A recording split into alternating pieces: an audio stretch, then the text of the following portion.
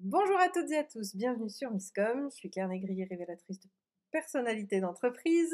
Je vous retrouve aujourd'hui mardi pour le comme ça qui vous explique le comme ça, des pratiques et des outils de communication. D'ailleurs, il faut que je change le pitch de celui-ci puisqu'on a évolué, on n'est pas que sur des outils. Alors, cette semaine, on voit la monétisation de son contenu, le pourquoi faut pas le faire, quand est-ce qu'on va pouvoir le faire, c'est un petit peu ce qu'on a vu hier.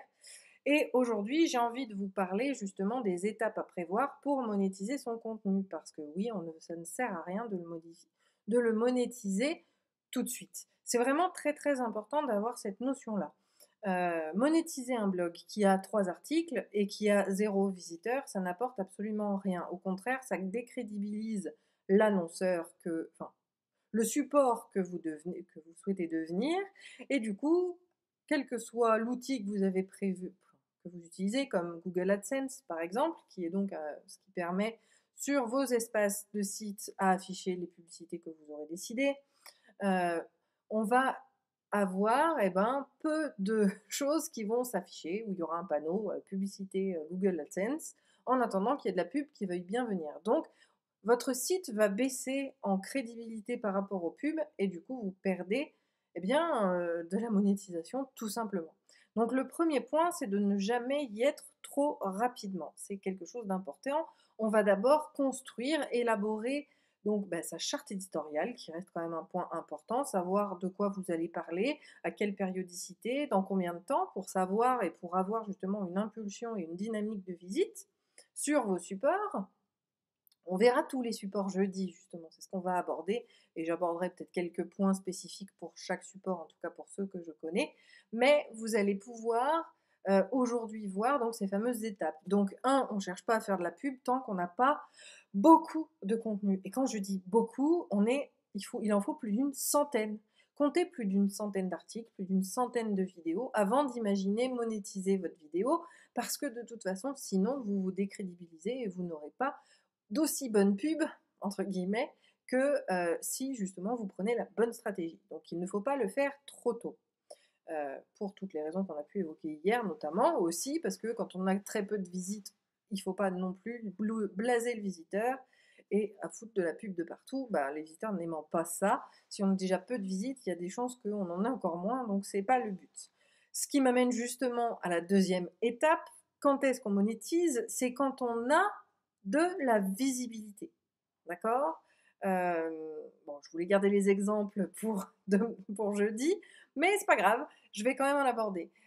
Si on n'a pas 1000 visites par semaine sur son site web, si on n'a pas un certain nombre de vues sur sa chaîne YouTube, donc on a vu le nombre de contenus, hein, inférieur à 100, c'est pas la peine de monétiser.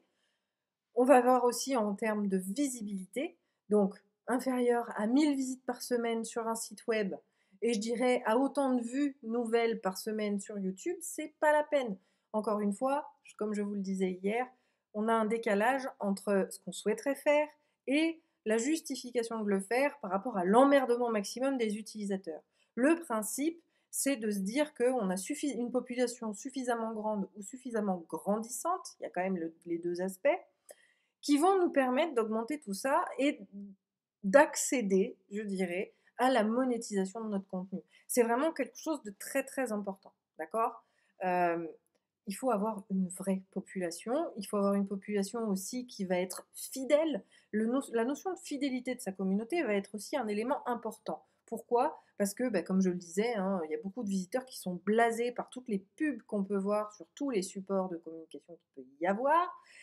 Et par conséquent, monétiser son contenu, c'est imposer de la publicité. D'ailleurs, il y a une pub en ce moment que je vois, une image qui est partagée sur les réseaux que j'adore, où on voit le mec qui montre et qui dit quand je vois ta pub au milieu de mon contenu, j'ai juste même plus envie d'acheter ton produit. Et c'est exactement ça. C'est-à-dire que plus on va mettre de la publicité dans ces contenus, moins les personnes qui les visitent vont adhérer à notre éthique, à notre politique, et vont comment dire, être enclin à acheter nos produits et services. Donc, je dirais que c'est davantage sur le blog que sur YouTube. Aujourd'hui, avoir de la pub avant, bon, faut pas en abuser non plus. Encore, j'ai pas envie de me cannibaliser pour l'émission de jeudi, mais voilà, quand on a une pub devant, une pub et 4 pubs au milieu de 5 minutes de vidéo, c'est beaucoup trop lourd, il y en a beaucoup trop et ça nous spoil, ça nous détruit. Donc là, encore une fois, il faut avoir de la jugeote et il faut impérativement utiliser les bons leviers.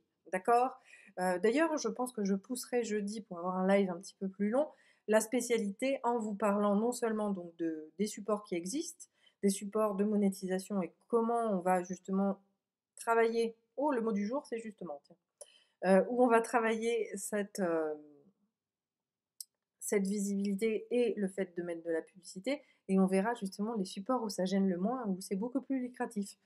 Mais ça, on le verra jeudi. En attendant ces fameuses étapes, 1, avoir du contenu à foison, 2, avoir une audience réelle et donc suffisamment conséquente, d'accord? Encore une fois, moins de 1000, on va dire le chiffre 1000, c'est votre chiffre de base pour tout ce qui va être de votre contenu vis-à-vis de sa monétisation. Si vous n'êtes pas à 1000, c'est pas la peine. Vous allez plus faire chier vos auditeurs et les faire fuir que de les faire adhérer et accepter le fait qu'il y ait de la pub.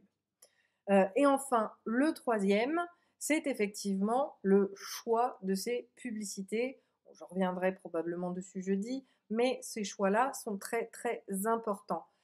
Essayez toujours, autant que faire se peut, puisque c'est pas possible tout le temps, d'avoir une publicité qui soit à la limite en corrélation avec votre contenu, non cannibalisant, c'est-à-dire qui ne propose pas non plus le même service ou le même produit, d'accord? Vous allez pouvoir choisir les thématiques que vous acceptez sur votre blog. Je ne sais pas, moi, dans la communication, ça ne me viendrait même pas à l'idée de faire de la pub, enfin, de laisser Pampers faire de la pub pour ses couches sur mon blog de la com. Je veux dire, les gens n'en ont rien à péter, c'est pas du tout leur domaine, ils sont pas là pour ça. Par contre, proposer des pubs sur, je sais pas moi, l'impression, et laisser Vistaprint ou Easy Flyer avoir un encart publicitaire qui s'affiche sur mon blog, ça me paraît quand même à peu près cohérent. Donc là, je vais plutôt accepter ce type d'annonceur. Avoir un choix d'annonceur qui va être en cohérence avec votre contenu et qui va vraiment permettre de garder quand même un côté qualitatif à votre contenu et surtout, comme je le disais, ne pas l'amoindrir par rapport à l'emmerdement maximum d'avoir de la publicité. Donc voilà, ce que je peux vous dire, j'essaye encore une fois de la faire courte parce que c'est 18h. D'ailleurs, salut Sylvain, merci de m'avoir retrouvé. Euh, de vous la faire courte et puis de ne pas me cannibaliser par rapport à jeudi parce que je pense que ce sera le live le plus important en termes de contenu puisqu'on va aller voir justement où est-ce qu'on peut faire les choses. Je vous offrirai peut-être également, pourquoi pas, ou alors tiens, à mes abonnés. Voilà, je ferai un contenu privé pour mes abonnés pour leur expliquer le comment du pourquoi et puis pourquoi pas les supports en plus que l'on peut exploiter qui ne le sont pas à l'heure actuelle. Voilà, écoutez, pour la pub, c'est vraiment très important. Donc, c'est 3 notions. 1, le contenu minimum 1000, d'accord, enfin 100, pardon, on va rester sur 100. Le nombre minimum au niveau de la population, il faut avoir au moins 1000 visiteurs. Alors, selon le support quotidien, hebdomadaire, etc., mais une grosse population qui vient nous parler. Et 3, pouvoir identifier, choisir, sélectionner la publicité qui va apparaître, parce qu'il n'y a rien de pire que d'avoir des pubs dépareillées. Par exemple, moi, YouTube, je le déteste, parce que, si, du coup, je le déteste pour mes enfants, et j'utilise YouTube Kids pour eux, parce que sur YouTube standard, on se retrouve avec... Ah, excusez-moi, hop, voilà, je refuse l'appel, 2 minutes, le temps de finir. On n'a pas le choix des publicités. Donc moi, sur les dessins animés de mes enfants, sur YouTube, je me retrouve avec de la publicité pour un préservatif. C'est pas le cas, mais voilà, je mets une mise en situation. C'est pas très très cohérent par rapport à eux, donc du coup, j'utilise un truc sans pub qui est YouTube Kids pour pouvoir éviter justement d'avoir des pubs qui sont pas du tout ni en lien avec ce qu'on va regarder et surtout pas à la bonne population parce que sur les vidéos de dessins animés, c'est quand même bête d'avoir des choses violentes qui peuvent apparaître. Je sais pas, une pub pour l'armée de terre, par exemple, c'est quand même très violent pour des enfants. Il faut pouvoir choisir ce fameux type de pub qui va pouvoir apparaître sur vos supports. Donc ça, c'était mes 3 piliers pour pouvoir, je dirais déjà, faire de la monétisation éthique et efficace, puisqu'on est quand même dans une recherche d'efficacité, et ça sert à rien de faire des choses si c'est pour que ça rapporte des clopinettes quand son objectif, c'est que ce soit lucratif. Sur ce, je vous souhaite une très bonne soirée et un très bon appétit du soir, à défaut de celui du midi. On se retrouve jeudi pour la suite, le chronocom, où là je reviendrai en détail sur chacun des outils. Et puis si vous voulez avoir le contenu spécifique à mes abonnés, n'hésitez pas, je vous remets normalement le lien, vous avez le lien pour l'inscription pour recevoir tous les dimanches matins le récap de Miscom et ce qu'on a vu dans la semaine. Alors, pour Miscom, il n'y aura que ça. Et après, sur ma partie Netcom, c'est un petit peu différent, mais je suis tellement allergique à ce mailing que j'en envoie un tous les 2 mois. Donc je vous assure que je ne vous spoilerai pas et je ne vous embêterai pas, je ne vous spammerai pas non plus, je vous le promets. Donc vous avez le lien en description. Sur ce, je vous laisse, ma cliente est arrivée. Je vous souhaite une très bonne soirée. Bye!